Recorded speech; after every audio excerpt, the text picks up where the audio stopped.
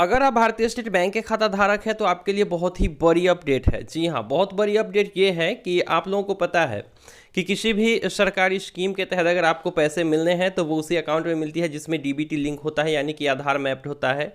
हम DBT link इसलिए कह रहे हैं, वैसे एक्चुअल में वो आधार सीडिंग होती है, लेकिन डीबीटी इसलिए कहते हैं कि अमूमन आपको कहा जाता है कि खाते से डीबीटी लिंक करवाइए, डीबीटी के जरिए पैसे आपको मिलेंगे।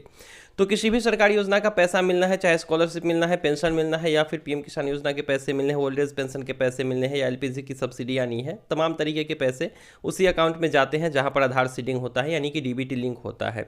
अब तक डीबीटी लिंकिंग आप जो है ब्रांच से कर पाते थे, लेकिन ब्रांच जाते जाते बहुत से लोग थक जाते थे, उनका डीबीटी लिंक या एनपीसीआई मैप नहीं होता था। लेकिन finally state bank of India में भी अब ऑनलाइन डीबीटी लिंक किया जा सकता है। हालांकि अब लगभग बहुत सारे ऐसे बैंक हैं जहां पर ऑनलाइन आधार सीडिंग करी जा सकती है एनपीसीआई के वेबसाइट से।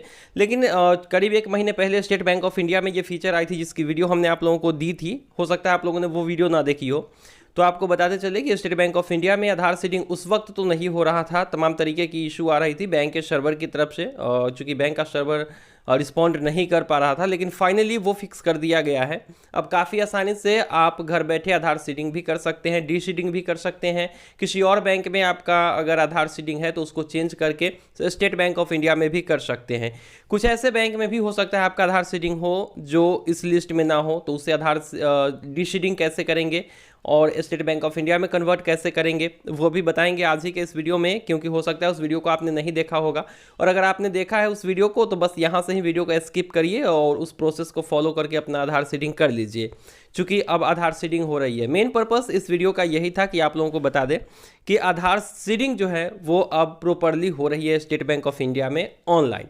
अब चलिए यहाँ पर बात कर लेते हैं प्रोसेस की, चूँकि हो सकता है कुछ लोग नए होंगे जिनको कुछ पता नहीं होगा, तो उनको बताते चले कि आपके अकाउंट से आपका आधार कार्ड किसी न किसी एक बैंक अकाउंट से आधार सीडिंग होना बहुत ही ज़रूरी है। क्योंकि कौन से पैसे आपको कब आ जाएं, किस योजना के लाभार्थी आप हो जाए, या फिर स्कॉलरशिप अगर फ्यूचर में आपको मिलना हो, या फिर आपको एलपीजी की सब्सिडी ही मिलनी हो, तो जाहिर सी बात है कि आपको डीबीटी लिंक कराना होगा। तो पहले से ही करके रखिए, उससे कोई नुकसान तो नहीं है, लेकिन अगर आप नहीं करके रखते हैं तो नुकसान हो सकता है। तमाम लोगों के कमेंट्स हम आए दिन पढ़ते रहते हैं कि उनका पेमेंट जो है इशू नहीं हुआ है, उनका पेमेंट जो है रुक गया है क्योंकि वहाँ पर उनका डीबीटी लिंक नहीं था। तो चलिए देख लेते हैं कि कैसे हम डीबीटी लिंक करेंगे भारतीय स्टेट बैंक में, और इसी प्रोसेस को फॉलो करके आप किसी और बैंक में भी कर सकते हो, जैसे Punjab national bank, union bank, bank of Baroda, तमाम बैंकों में आप घर बैठे कर सकते हो आधार सीडिंग। चलिए देख लेते हैं शॉर्ट प्रोसेस। तो अपना क्रोम ब्राउज़र ओपन करिए, एनपीसीआई सर्च करिए, सबसे ऊपर में एनपीसीआई की साइट मिलेगी, इस साइट पे आ जाना है आप लोगों को। यहाँ पर आने के बाद आप नीचे की तरफ स्क्रॉल करेंगे, कंज्यूमर टैब पे जाएंगे। यहाँ पर कंज्यूमर टैब आप लोगों को दिख रही है, उस पर क्लिक कर दीजिएगा। उसके बाद सबसे नीचे में यहाँ पर आप लोग देख सकते हो भारत आधार सीडिंग इनेबलर, इस पर क्लिक करिए। यहाँ पर क्लिक करने के बाद आधार सीडिंग वाली पेज आप लोगों के सामने होगी। कभी कभी ये वेबसाइट काम नहीं करती है तो आपको दोबारा इस पेज पे आना होगा। तो यहाँ पर जो है देख सकते हो कि ये जो पेज है वो यहाँ पर लोड हो चुका है। अब यहाँ पर आपको बहुत सारे ऑप्शन देखने को मिल रहे हैं। इसमें से आपको सबसे ऊपर वाला ऑप्शन आधार सीडिंग या डी सीडिंग, इसको सिलेक्ट कर लेना है। यहाँ पर क्लिक करिए, उसके बाद सबसे पहले अपना आधार नंबर दर्ज करिए। अब आपको सीड करना है कि डिसीड, वो ऑप्शन आप लोगों को चुनना है। तो अगर किसी और बैंक में लिंक है तो उसको डिसीड भी कर सकते हो डिसीडिंग पर सिलेक्ट करके, लेकिन अगर आपको सीड करना है तो फिर सीडिंग वाले ऑप्शन को सिलेक्ट करिएगा। किस बैंक में सीड करना है वो आप यहाँ से सिलेक्ट कर लेंगे। बैंक यहाँ पर बहुत सारे हैं, अगर एक एक करके पढ़ूंगा तो वीडियो ऑलरेडी लंबा हो जाएगा। तो यहाँ पर आप लोग देख सकते हो सारे बैंक लगभग आ चुके हैं, मेजर बैंक्स सब, और ग्रामीण बैंक्स भी यहाँ पे शामिल है। अब इसमें हमें स्टेट बैंक ऑफ इंडिया में अगर आधार सीडिंग करनी है तो हम यहाँ पर state bank of India select कर लेंगे, जो कि आप यहाँ पर देख सकते हो। State bank of India select कर लिया है, नीचे की तरफ आइए और यहाँ पर 3 ऑप्शन आप लोगों को दिख रहे हैं। Fresh seeding, movement same bank with another account, movement from one bank to other bank. अब यहाँ पे पूछ रहा है कि पहली बार सीड करना है तो फ्रेश सीडिंग सेलेक्ट करिए। अगर आपका मान लो कि एसबीआई में लिंक है और एसबीआई के दूसरे अकाउंट में लिंक करना है तो दूसरे ऑप्शन को सिलेक्ट करिए। और अगर आपको बैंक बदलना है तो तीसरे ऑप्शन को सिलेक्ट करिए, जैसे पीएनबी में लिंक है एसबीआई में करना है, यूनियन बैंक में लिंक है एसबीआई में करना है, एसबीआई में लिंक है पीएनबी में करना है, तो बैंक बदलने के लिए तीसरे ऑप्शन को सिलेक्ट कर लीजिएगा। ठीक है, उसके बाद आपको नीचे में यहाँ पर अकाउंट नंबर देना है और उसके बाद दोबारा से उसी अकाउंट नंबर को यहाँ पर दर्ज करेंगे। अब सबसे बड़ी बात यहाँ पर ये आती है कि अगर हमें डिसीड करना है, जैसे मान लो कि हमें पहले तो पता होना चाहिए कि आपका कहाँ पे सीड है, नहीं सीड है। बहुत से ऐसे लोग भी हैं जिनका खाता किसी और बैंक में लिंक है, उनको पता ही नहीं है। तो सबसे पहले तो ये जान लीजिए कि आपकी आधार सीडिंग है कहाँ, तभी तो आप यहाँ पर सही ऑप्शन सेलेक्ट कर पाएंगे कि फ्रेश सीडिंग करने जा रहे हैं कि आपको बैंक बदलना है। तो इसको जानने के लिए यहाँ पर होम पे क्लिक कर दीजिए और यहाँ पर जो है आधार मैप डे स्टेटस तीसरे ऑप्शन पर दिख रही है, इस पर क्लिक कर दीजिएगा। आधार नंबर दर्ज करिए, अपना कैप्चा यहाँ पर ये वाला दर्ज कर दीजिए, चेक स्टेटस पर क्लिक करेंगे। तो यहाँ पर कैप्चा दर्ज करके चेक स्टेटस पर क्लिक करिए। चेक स्टेटस पर क्लिक करेंगे तो आधार में जो मोबाइल नंबर रजिस्टर होगा उस पर एक OTP आ जाएगी, उस OTP को दर्ज करके कन्फर्म कर देना है। तो चलिए यहाँ पर हम OTP दर्ज करके कन्फर्म कर देते हैं। तो यहाँ पर आप लोग देख सकते हो OTP आ चुकी है, कन्फर्म पे हमने क्लिक किया है और यहाँ पर बता दिया गया है कि स्टेट बैंक ऑफ इंडिया में ऑलरेडी हमारा DBT इनेबल्ड है। अब हम स्टेट बैंक ऑफ इंडिया में DBT इनेबल्ड है तो इसको दूसरे बैंक में कर सकते हैं, यानी कि हमें तीसरे ऑप्शन को सेलेक्ट करना होगा। ठीक है, तो चलिए अब यहाँ पर होम पे क्लिक करिए, उसके बाद आधार सीडिंग या डीसीडिंग पर क्लिक कर दीजिए, कन्फर्म कर लेते हैं। अब यहाँ पर आधार नंबर डालिए और सीडिंग पर क्लिक कर दीजिए। अगर डीसीडिंग करना है तो डीसीडिंग करके किस बैंक में लिंक है उस बैंक से हटाना चाहते हैं तो यहाँ से सिलेक्ट कर लीजिएगा। ठीक है, लेकिन अभी हमें सीडिंग करना है तो सीडिंग सेलेक्ट कर लिया। स्टेट बैंक ऑफ इंडिया में सीड करना है तो यहाँ से state bank of India select कर लिया। अब मान लेते हो कि आपका किसी ऐसे बैंक में लिंक है जो यहाँ पर इस लिस्ट में नहीं है, जैसे मान लेते हैं कि पेटीएम पेमेंट्स बैंक हो गया या फिर आपका इंडिया पोस्ट पेमेंट बैंक हो गया, जहाँ पर लिंक है और यहाँ पे वो ऑप्शन तो आ नहीं रही है।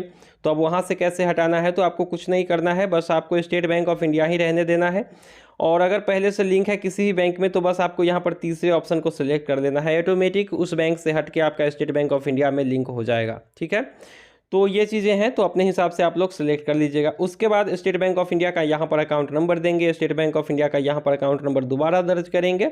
जो भी बैंक आप यहाँ पर सेलेक्ट करेंगे ना उसी का अकाउंट नंबर यहाँ पर चाहिए। उसके बाद इस TNC को एक्सेप्ट कर लीजिए और यहाँ पर कैप्चा दर्ज करके सबमिट कर दीजिए।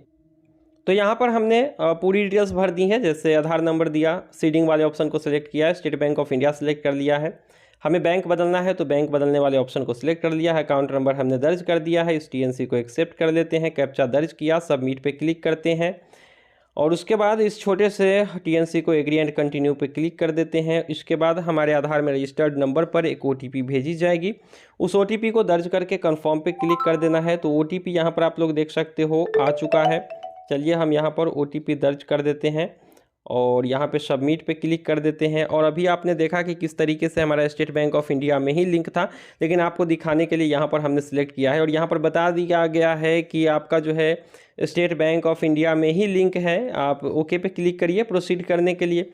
तो इसका तो कोई मतलब नहीं है कन्फर्म करने का, क्योंकि हमारा SBI में ऑलरेडी है, लेकिन यहाँ पर देखते हैं कन्फर्म करके। तो चलिए यहाँ पे कन्फर्म पे हमने क्लिक कर दिया है। अब हमसे जो है यहाँ पर एक कनेक्टिविटी इशू करके आ गया है, यहाँ पे आप लोग देख सकते हो। तो कुछ ना कुछ इशू यहाँ पे आ चुकी है, लेकिन अब जो है बहुत से लोगों ने अपना आधार सीडिंग किया है। हो सकता है ये इशू मेरे को आया होगा इसलिए, क्योंकि मेरा already state bank of India में था तो प्रोसीड करने का कोई मतलब नहीं बनता था।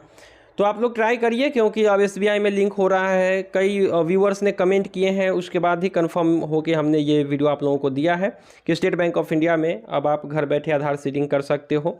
आधार सीडिंग हुआ कि नहीं हुआ वो आप जान सकते हो कहाँ से, रिक्वेस्ट स्टेटस चेक यहाँ पर क्लिक करके आप लोग जान सकते हो कि आपने जो रिक्वेस्ट दिया है वो उसका क्या हुआ। जैसे आपने सीडिंग का दिया है तो सीडिंग सेलेक्ट कर लीजिए, किस तारीख को दिया है वो सेलेक्ट कर लीजिए। फ्रेश सीडिंग के लिए दिया था कि एक ही बैंक के दूसरे खाते में, या फिर बैंक बदलने के लिए वो अपने हिसाब से सिलेक्ट करिए। रेफरेंस नंबर आपको उसी वक्त मिलता है, उसका 6 डिजिट आखिरी का यहाँ पर दर्ज करके कैप्चा दर्ज करके चेक स्टेटस पर क्लिक करेंगे, आपकी स्थिति बता देगा कि आधार सीडिंग की स्थिति क्या है। तो इस तरीके से स्टेट बैंक ऑफ इंडिया में या फिर इसके अलावा कोई और बैंक में भी आप DBT लिंक कर सकते हो। तो उम्मीद है कि वीडियो आप लोगों को पसंद आई होगी। वीडियो पसंद आए तो वीडियो को लाइक करके चैनल को सब्सक्राइब करिए। और यहाँ पर जो लिस्ट आप लोग देख रहे हैं इन तमाम बैंकों में आप घर बैठे DBT लिंक कर सकते हैं। और इन बैंकों के अलावा किसी और बैंक में लिंक है और उसको हटाना चाहते हैं तो भी आप हटा सकते हैं। कैसे, हमने जल्दबाजी में आप लोगों को बता ही दिया है। वीडियो को लंबा ना करते हुए यहीं पर समाप्त करते हैं, दीजिए इजाज़त। Thank you.